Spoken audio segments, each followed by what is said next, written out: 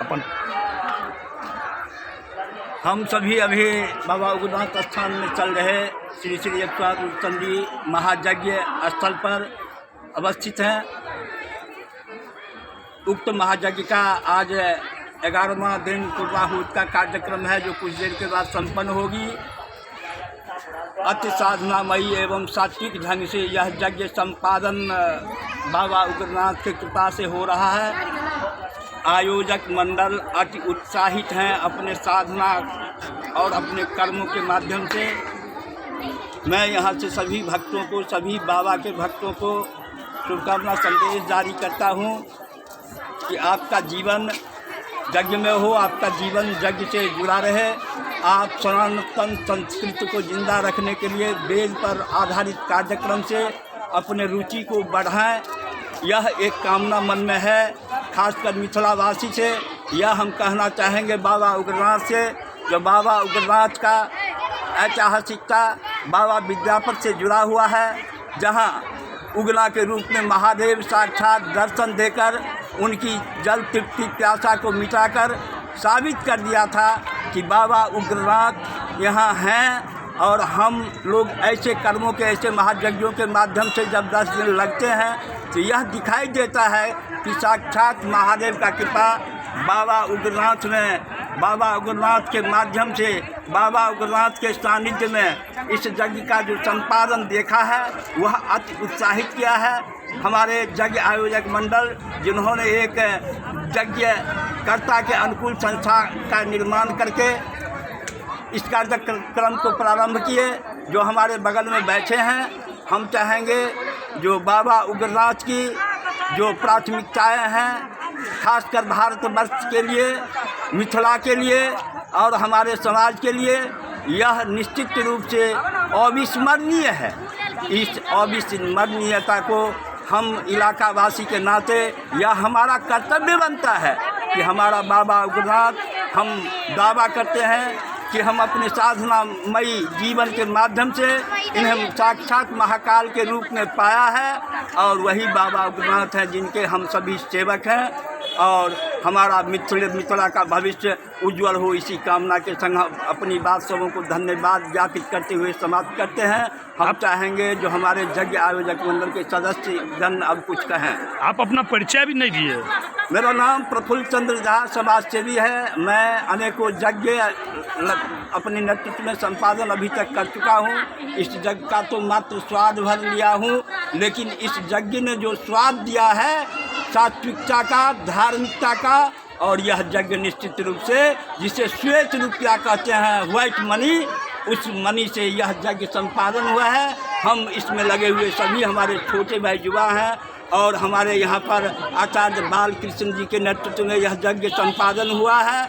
और इन्हीं का के प्रेरणा से आज यह संस्था जो निर्माण हुआ है, सो अब हम क्या कहें, इसके भविष्य के लिए हम चिंता करते हैं जो यह संस्था यज्ञ करते आगे बढ़े और मिथिला के मनुष्य को एक सनातन संस्कृति के अनुकूल ऐसी चीज़ प्रदान करे जो युग युगांतर तक जिंदा रहे। यही हमारा कामना है। हमारा नाम बालकृष्ण झा हुआ। श्री अखंड यज्ञ सेवा संस्थान के तत्वाधान में बाबा उग्रनाथ स्थान भवानीपुर में दिनांक 12 फरवरी से 22 फरवरी तक श्री रुद्र चंडी महायज्ञ का आयोजन किया गया है, जिसमें विश्व कल्याण, ग्राम समाज का कल्याण, आत्म कल्याण, गांव का विकास, स्थान का विकास, मनुष्य का विकास, सभी कामनाओं को लेकर के वैदिक वेद विज्ञान के तहत इस महायज्ञ को किया जा रहा है, जिसका आज पूर्णाहुति दिवस है, 11वां दिवस है। अतः सभी भक्तों से और बाबा से यही प्रार्थना है कि हमारा भारत अखंड हो, विश्व अखंड हो, गाँव में शांति हो, विश्व में शांति हो, और वेद विज्ञान के तहत जो भी यज्ञ किया जा रहा है उसमें अधिक से अधिक भक्त जुड़े और श्री अखंड यज्ञ सेवा संस्थान को आगे ऐसा अवसर प्रदान करें कि हम अनेक प्रकार का यज्ञ, 18 पुराण, 4 वेद, उपनिषद, ग्रंथ इत्यादि पर हम विशेष विद्वानों के द्वारा प्रकाश डालें और अपने ग्रामवासी को वेद से, पुराण से, उपनिषद से, धर्म ग्रंथ से साक्षात्कार करवाएं और गांव में, समाज में ये संदेश दें वेद विज्ञान के तहत कि सनातन धर्म सबसे बड़ा संस्कृति धर्म है। सनातन धर्म का रक्षा होना चाहिए और सनातन धर्म के लिए सबको समर्पित होना चाहिए। अतः अंत में हम और एक बात कहेंगे, श्री रुद्र चंडी महायज्ञ में अनेक प्रकार का कठिनाई और बाधा उत्पन्न हुआ, लेकिन बाबा उगना की कृपा से सभी बाधाओं को हम पार करते हुए आज रुद्र चंडी महायज्ञ को ऐतिहासिक और सफल रूप से हम समापन के ओर अग्रसर हैं। सभी भक्त और सभी भारतवासी के लिए हम यही है जो बाबा से आशीर्वाद रखेंगे, चाहेंगे सभी लोग खुश रहें, शांत रहें, सभी के पास ज्ञान हो, बुद्धि हो, विवेक हो, सद्भावना हो, शांति हो। इसी शब्द के तहत हम अपनी बातों को समाप्त करते हैं। जय बाबा उगना। बाबा उग्रनाथ मैया पार्वती की असीम कृपा से आयोजित श्री श्री 108 श्री रुद्रचंडी महायज्ञ में मैं कन्हैया जी झा उग्रनाथ मंदिर पुजारी सबका स्वागत करता हूं, अभिनंदन करता हूं। बाबा उग्रनाथ जो इस कलयुग में एक उदाहरण के रूप में इस तरह पेश हुए कि शिव की भक्ति आज भी अगर की जाए सच्चे मन से तो आज भी साक्षात्कार शिव से हो सकती है।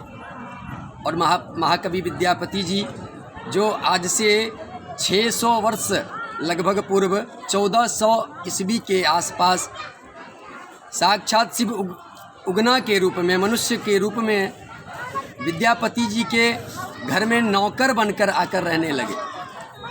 और उसी क्रम में बाबा उग्रनाथ स्थान शिव सिंह के दरबार में यात्रा के क्रम में इस स्थान में विद्यापति जी एवं उगना महादेव मनुष्य रूप धारण कर इस यात्रा को कर रहे थे। पार्वती जी व्याकुल अवस्था में विपाशा एवं क्रोध को आवाहन कर मिथिला लोक में भेजी थी और इसी स्थान में विद्यापति जी आराम करने के लिए बैठे। विपाशा विद्यापति जी की निंद्रावस्था में विपाशा उनमें प्रवेश कर गई। प्यास से व्याकुल विद्यापति जी उगना को कहने लगे, बहुत ज़ोर से प्यास लगा है, जल्दी पानी पिलाओ नहीं तो मैं मर जाऊंगा। इधर उधर उगना देखते रहे, कहीं जल का प्रबंध नहीं था, ये निर्जन भूमि था। तो चंद्रकूप है यहीं पे जहाँ से जल लेकर के हम लोग उगना महादेव का पूजा करते हैं। तो उस स्थान पे मान्यता है और ये रिसर्च भी वहाँ पे हुआ है, जो उससे जो जल निकलता है वो पूर्ण रूप से गंगाजल ही है। तो उसी स्थान पर शिव जी अपने स्वरूप में जटा से गंगा जल निकाल के विद्यापति जी को पिलाए थे। और ये मानने को विद्यापति जी जब जल पिए तो उनको एहसास हुआ कि ये पूर्ण रूप से गंगाजल ही है। ये उगना को कहने लगे ये गंगाजल है, ये कहाँ से लाए हो। उगना बहाना करने लगे जो नहीं ये गंगाजल नहीं है, ये दूर देख रहे हैं वहाँ पे बगुला उड़ रहा है, वहाँ से इसको धार से छारे हुए पानी को लाए हैं। आप गंगाजल कैसे कह सकते हैं, आपको बहुत ज़ोर से प्यास लगा था इसीलिए आपको लग रहा है ये गंगाजल है। लेकिन विद्यापति जी नहीं माने, उनको आश्चर्य हुआ। तपस्वी थे, साधक थे, वो गंगाजल और साधारण पानी के फ़र्क को जानते थे। वो जिद करने लगे जो अगर गंगाजल नहीं है तो हमको दिखाओ ये जल कहाँ से लाए हो। वो तीनों दिशा में उगना इनको छल करते हुए तीनों दिशा में ले गए। चौथे दिशा में जाने के क्रम में विद्यापति जी भी सोच रहे हैं जो ये क्यों घुमा रहा है, और उगना भी सोच रहे हैं जो मैं आप किधर ले जाऊं। तो विद्यापति जी कहते हैं मैं शिव का सेवक हूँ, उसी शिव का शपथ है तुम्हें, तुम कहो तुम कौन हो और मुझसे छल क्यों कर रहे हो। विवश होकर शिव जी को, महादेव को इसी स्थान पे, इसी भवानीपुर उग्रनाथ